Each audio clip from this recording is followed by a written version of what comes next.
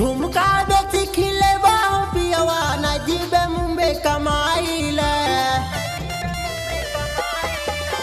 झुमका बेची खिले बाहु पियवा न जीबे मुंबई कमाइले। मुंबई में बढ़ल करुणा हो साजन 90 रुपया कमाइले। मुंबई में बढ़ल करुणा हो साजन 90 रुपया कमाइले।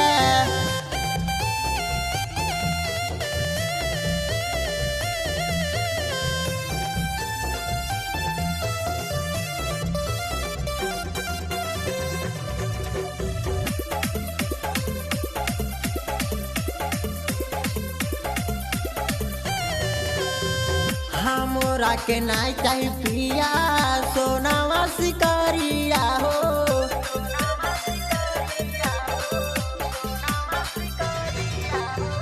करुणा के नाम सुन के लागे बड़ी डरावा हो।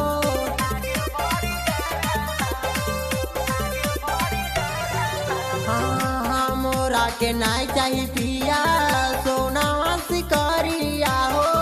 करुणा के नाम सुन के लागे बड़ी डरवा हो।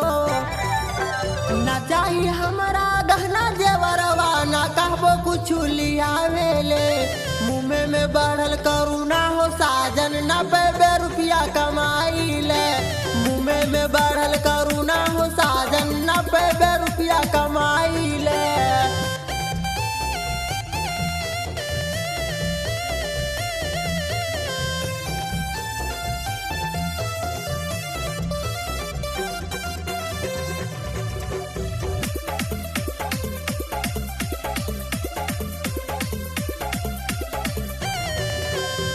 पापा के बोल के पिया पैसा मंगवाई हो।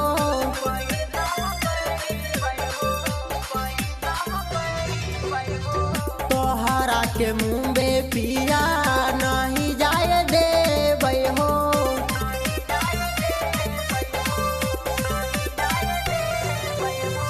पापा से बोल के पिया पैसा मंगवाई हो।